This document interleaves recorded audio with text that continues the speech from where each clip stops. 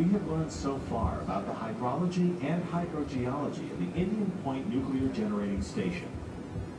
In September 2005, leakage of contaminated water from a crack in the Indian Point Unit 2 spent fuel was discovered during upgrade construction. Immediately after this discovery, Entergy began extensive efforts to determine the nature and source of the leak and resulting groundwater contamination. GZA has been performing a comprehensive hydrological and geological assessment.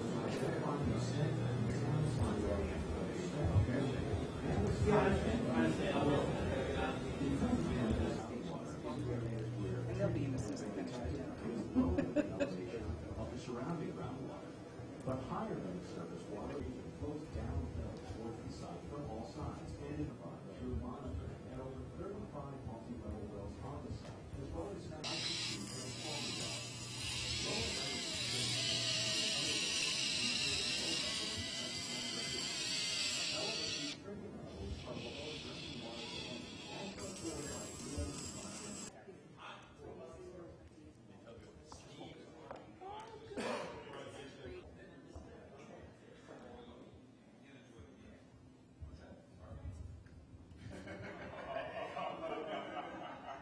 where the treaty lies. Why are they stored up outside of us? Well, eventually they will, but here is once the federal repository.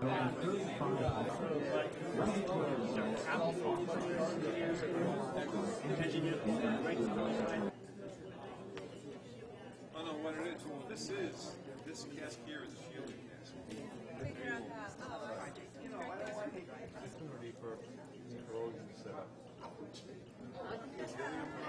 Really? Yeah. Looks like it's been around. the results of the groundwater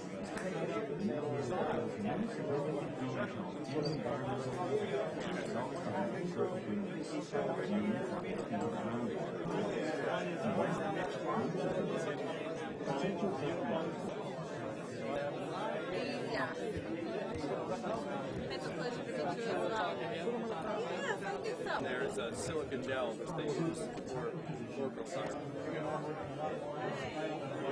I'm going to click on it, and what's going to do is spin around the Unit 1 fuel handling building. What just happened is the Unit 1 fuel handling roof just peeled away, and what we're seeing is the 70-foot elevation of the fuel handling building. It works.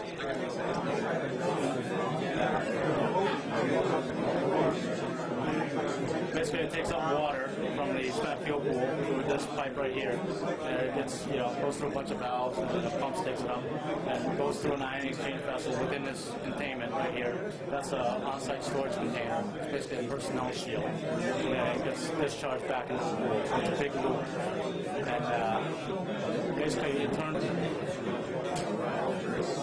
Scare-free crawler, and this one here is similar to what I've been underneath the racks with, and I can drive that around for you a little bit. It's basically a two-track drive system with an articulating camera and lights.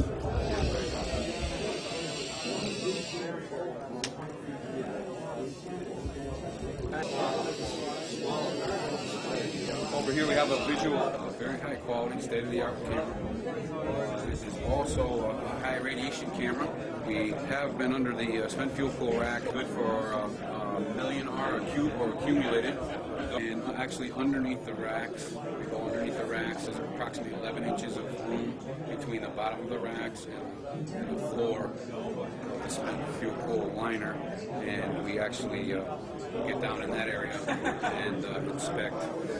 This phase 2 is to actually perform some cleaning and some FMA retrievals. Deck, and then rotate that head so you can view down the line.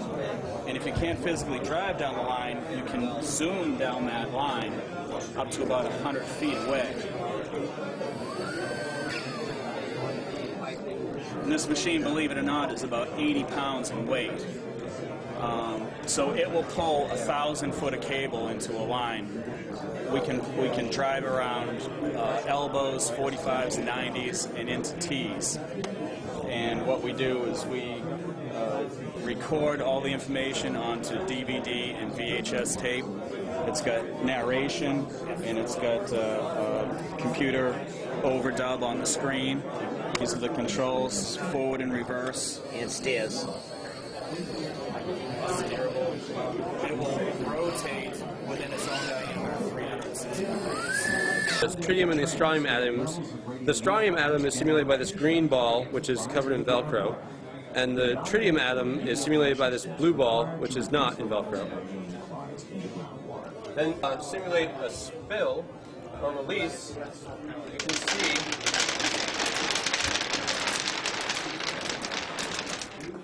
that for the most part, the green strontium atoms get stuck to the rocks, but the tritium atoms go through. There's much higher concentrations of the green atoms up near the top, but as you pour more and more through, the green atoms go all the way down. This display also helps show the difference between tritium and strontium moving through the groundwater. Here we're using two different colored dyes, blue dye to represent tritium, this yellow-green dye to represent strontium. We've built columns which are filled with sand and silica gel. Now the blue dye goes straight through the column, and you can see the effluent is also blue. However, the green dye gets stuck to the sand and the silica gel inside, and the effluent is clear. So what we're basically trying to do here is find out where the water is in the rock. So we know the groundwater, when it flows in bedrock, is flowing through fractures. See a piece of rock like this, there's not going to be much groundwater in that piece of rock. It's pretty solid. Old healed fractures. You probably can't see it in the video, there's some lines that are filled with white. Those are old fractures that were open when the rock was down a couple of kilometers and there was water running through it a couple hundred degrees Celsius. And they healed up, calcite and quartz precipitated out. But if I take a hammer and hit it, it'll break along one of those healed fractures. What we're basically doing is you have your borehole, we send that tool down the middle of the borehole, and it images the sides. It's sending out ultrasonic sound waves, bounce off the side of the borehole, and come back. We then stretch that out, unwrap it, and we have a 360-degree image of the side of the borehole.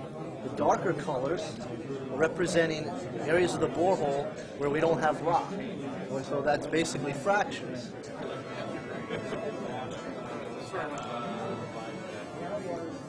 This fracture here is probably a natural fracture, an open fracture where there was water coming through. As you can compare it to something like this, you see how this fits together so nicely. It probably broke during drilling. Well, this one has had some amount of weathering around it. The sides are rounded. If we take this out, you see there's a lot of silts and stuff precipitated on it. It's clearly weathered. And that's what we call a multi-purge manifold. So if I had 5 zones, and when the sampler comes up, he wants to purge all 5 zones at once. So I just open these valves, and water will come out all 5 zones. Now when I want to sample, I don't want to sample one at a time. I get things mixed up. Close the other 4 off, sample one at a time. Okay. Your drive gas, compressed air or nitrogen, goes into the box, and then from the box goes into the top of the wellhead. So I regulate my drive pressure, how much pressure do I need to overcome gravity, and how long do I want that drive gas to be administered, how long do I want it to go on. So if my water level is at 50 feet, I need about 25 psi just to overcome gravity. All the wells on site are being monitored continuously at about once every 20 minutes, so 3 times an hour. We're recording the temperature and depth. This is the point at which it's monitoring, and this is a reader that's hooked up to it, and you can see the parameters it's measuring are temperature and depth. Okay, this is the process that we plan to use here in Indian Point for dry cast storage. We have essentially 3 major components to the dry cast storage system. We have the high storm, which ultimately goes out into the pad. We have the multi-purpose canister, which the fuel is actually put into. And then we have a transfer cask, which the multi-purpose canister goes into as a shielding device and is ultimately put into the fuel pool for loading. Once the multi-purpose canister and transfer cask are in the fuel pool, we load the fuel in the individual cells. There's 32 fuel cells that to accommodate the fuel. The fuel is loaded, and we lower, while it's still underwater, the cover on top of the multi-purpose canister. And once that's all intact, then this is actually lifted up out of the pool, placed down onto the fuel building floor. We drain down about a foot of water out of the system.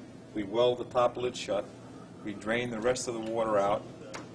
Then we actually dry it with a forced helium dehydration system, fill it with helium, then weld closed all the ports that we use for the filling process. Now that it's completely sealed. Then we'll actually go through a stack-up process inside the fuel storage building where we bring in this cask, which goes out to the pad, which is essentially this cask here in the drawing. This is actually lifted up and put on top in a stack-up configuration by our new crane that we're going to have. Then this trap door, so to speak, is opened. This is lowered into the high storm, which goes out to the pad. Everything is shielded at this point, so the dose rates are very low. We take off these two components, and then we have a tugger that'll grab this cask that's sitting on a low-profile cart, take it outside the fuel storage building, at which point this cover is placed on top of the cask, and the crawler, which you see here, will come out, take the cask and lift it up and bring it out to the fuel storage pad.